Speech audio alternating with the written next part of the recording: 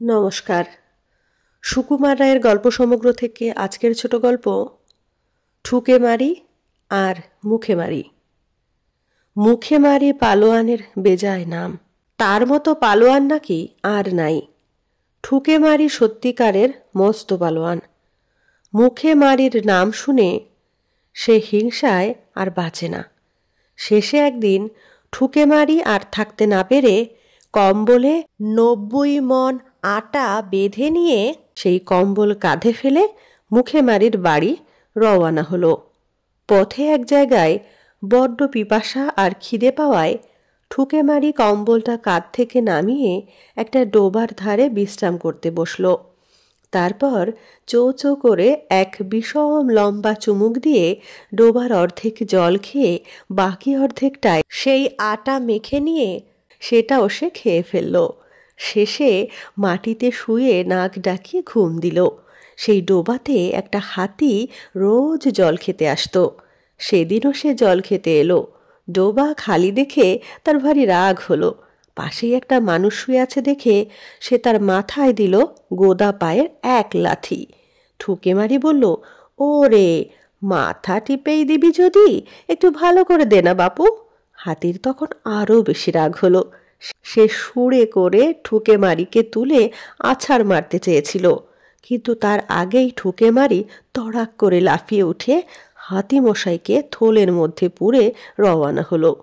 খানিক দূর গিয়ে সে মুখে মারির বাড়িতে এসে হাজির হলো আর বাইরে থেকে চেঁচাতে লাগলো, কই হে মুখে মারি, বাড়ি নাকি পালোয়ান তুমি? সাহস থাকে তো লড়ো না এসে। শুনে মুখে মারি তাড়াতাড়ি বাড়ির পিছনে এক জঙ্গলের মধ্যে ঢুকে পড়ল। মুখে মারির বউ বলল, কর্তা আজ বাড়ি নেই, কোথায় যেন পাহাড় ঠেলতে গিয়েছেন। ঠুকে মারি বলল, এটা তাকে দিয়ে বলো যে এর মালিক তার সঙ্গে লড়তে চায়।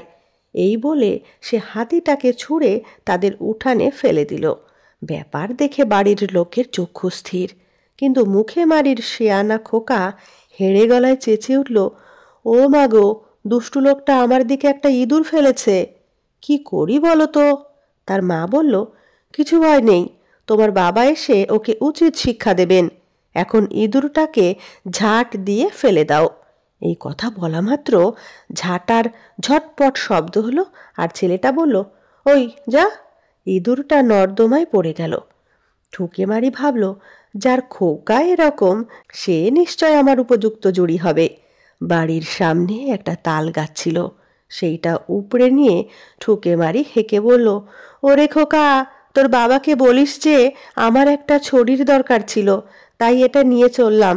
খোকা তৎক্ষণাৎ বলে উঠল, ও মা, দেখেছ, ওই দুষ্টু লোকটা বাবার খড়কে কাঠি নিয়ে পালিয়ে গেল।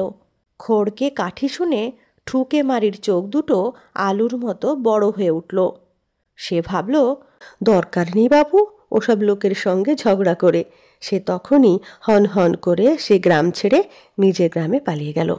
মুখে মারি বাড়িতে এসে ছেলেকে জিজ্ঞাসা করল, কি রে, লোকটা গেল কই? খোকা বলল, সে ওই তাল গাছটা নিয়ে পালিয়ে গেল। তুই তাকে কিছু বললি না? নিয়ে গেল, তা আমি আর তাকে বলবো কি? এই কথা শুনে মুখে মারি ভয়ানক রেগে বলল, হতভাগা, তুই আমার ছেলে হয়ে আমার নাম ডোবালি? দরকার হলে দুটো কথা বলতে পারিস নে, যা, আজই তোকে গঙ্গায় ফেলে দিয়ে আসবো। এই বলে সে অপদার্থ ছেলেকে গঙ্গায় ফেলে দিতে চলল। কিন্তু গঙ্গা তো গ্রামের কাছে নয়, সে অনেক দূর। মুখে মারি হাঁটছে হাঁটছে আর ভাবছে, ছেলেটা যখন কান্নাকাটি করবে তখন তাকে বলবে, আচ্ছা এবার তোকে ছেড়ে দিলাম। কিন্তু ছেলেটা কাঁদেও না, কিছু বলেও না। সে বেশ আরামে কাঁধে চড়ে গঙ্গায় চলেছে। তখন মুখে মারি তাকে ভয় দেখিয়ে বলল, আর দেরি নেই, এই গঙ্গা এসে পড়ল বলে। ছেলেটা চট করে বলে উঠল, হ্যাঁ বাবা, বড্ড জলের ছিটা লাগছে। শুনে মুখে মারির চক্ষু স্থির। সে তখনই ছেলেকে কাঁধ থেকে নামিয়ে বলল, শিগগির বল, সত্যি করে, লোকটাকে তুই কিছু বলেছিস কি না? ছেলে বলল, ওকে আমি কিছু বলিনি।